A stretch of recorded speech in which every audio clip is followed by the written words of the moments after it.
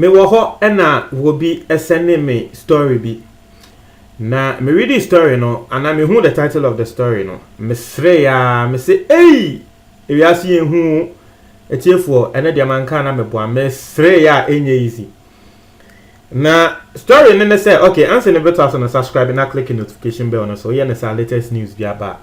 won sa ebeka story ne say Nigeria for miensa bi embrantie a wo hwa wo mo ginagina wo mo ho so miensa wo mo share shape mu say wo mo ye ade a ye friend stowaway na stowaway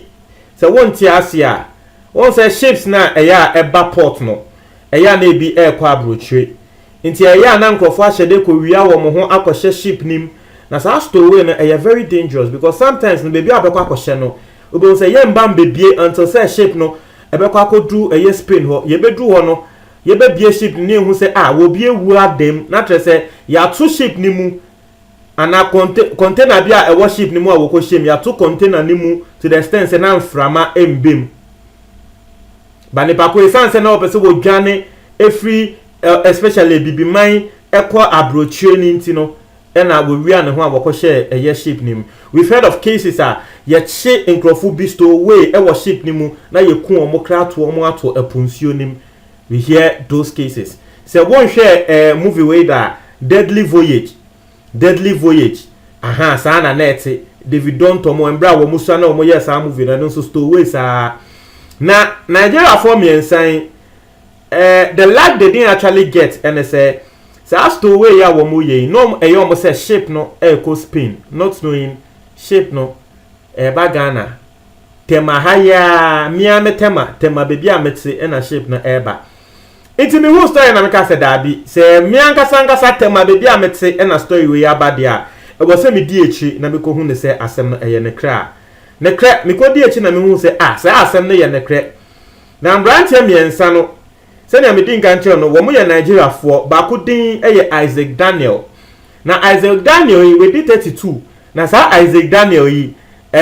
something like this last year was also ye bibiti say Emma ye cheno ebo ne fine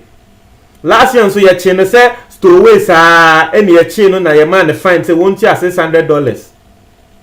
any ye release no and this year was also ye bim na say wono de say wo be free Nigeria akwa amanone no enoa na wo pe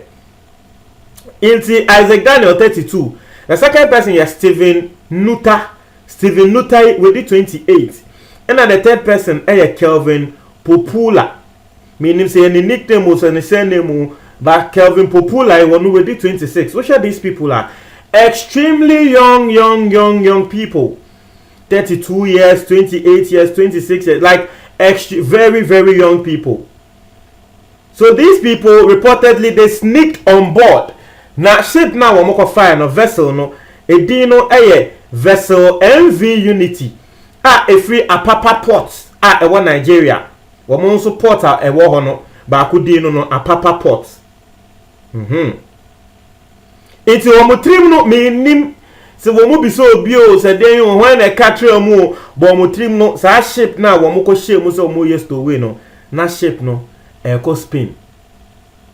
not knowing shape no ba Ghana shape no eba Ghana krano de ebe ye wo Ghana say e bia shape ne ba Ghana wi na ko Spain no na eba Ghana edi goods eba Ghana eba temaport edi goods if Nigeria ho eba temaport na wo mko bie container bim no mu say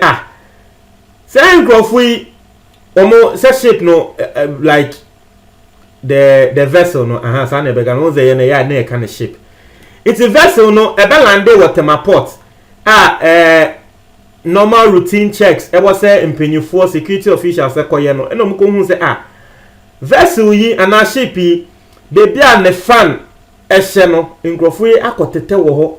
to kroketu ebi wo no makotete wo fan ne ho owo mo say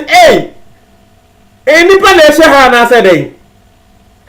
mu mpie mbra omo hwa ne se nkrofo na epia bai nkrofo embrantie kentin kamiensa epie aba na wo mo pie ba no mu so mu kitikita bag ye hwe bag bi mu a ensa alcoholic beverage ensa no odin ehye bag ni provisions Milo see asempeni Milo sugar provisions gari nini na go bag ni mu bi asempeni anso ha wo mo hwe no hammer esanso ehye bag ni na hammer no obi nim se bia bebi omo hye no so mu nya mframa ono mo atwe hammer na abobo ho kakra na tese mo bubu ho no na mframa ba o se den chese omo aboabo wo mo ho na etiefo suspect no ene ebi so mo se Nigerian port ho no ya dia security tight wo ho tie ba ne se na mutu be share ship ni mu a ya nche mo omo si o say yen de brofo mu use ne say we outsmarted the workers na there's a woman de omo adwen ABT workers no ema womo ekoshe vessel ni mu na womo sre de ntia womo pese womo ko Europe na ne say Nigeria na eden omo hu so and so they just want to go there they just want to go to Spain for greener pastures. Now this matter send me dey kan tell no ebia won so who title no you were laughing. Now no matter how funny this matter or hilarious this matter is no I think say the main reason I was say yes no we need to actually look at that side too, in the sense why does this mostly happen to African youth? Won't wo baby ada say America ni bi wakoshe ship mu yestro way eko baby won't say UK ni akoshe ship mu yestro way eko America. Why is it that mostly no African countries no and idea way AC? And this is a big thing our leaders need to learn from. If omai mo bu ni ye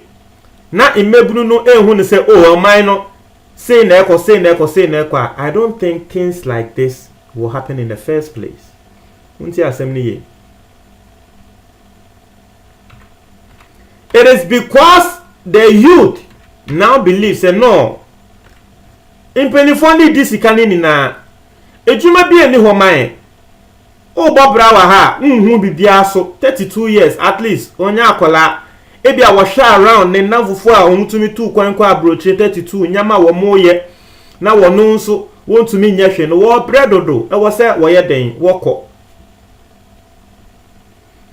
but your leaders no wo mu hu a that side will not come into their head. Omo trimben say ngrofo we omo kodi bone yen panish omo ba otena se ehun ne say nanka ye oba e na yes the question you ask yourself and say aden na wo ba be ye bibisa. It is because enyama e wo say wo ye e wo man ni mu no you are not doing it. The youth feel say no, we are disappointed in the leadership of our country, and so they are doing things like this. Me say na me din country no metetema community 2 obi a wonim tema bia nim say community 2 e na address port tema port ewo community 2 and it extends to community 3 and some parts of community 1. The tema port is very huge. Now I have heard of this yes to wins and some bebre and it happens embra mi so ano obo say area nim panyi bi unhu ni biom obekwa ko bisane asi o wakwa ko yes to we o wakoshe ship mu se wo kwa abroche. And so it has been an old problem as still up to now it exists. It was at my port security manager asema wode tuja and say sa store we nsense mi eyade a ekoso it is becoming a major concern. Na wono de ekono nko a wo mu ayechi omo se wo mu yesa store we nse menye ni se yechi obi a na ama ne fans won't you $600 keke $600 here let's say over 30 million. Nya ka so won't you 30 million na say wa ba betu ano okọ. But yechi nkrofo say ya yemfa punishment dia ye hu ne say punishment dia me ko yesto we ni yechi me a mewu. Sa punishment ni yemfa nto omo so. Eno ene asema the top security manager wono ne outfit ema ye chase ankrofo yi eka. A lot of people are commenting on this, but time is fast spent. I don't want to spend my time or any more time on the comment. Montre mo adwen e comment box ni mo me da say.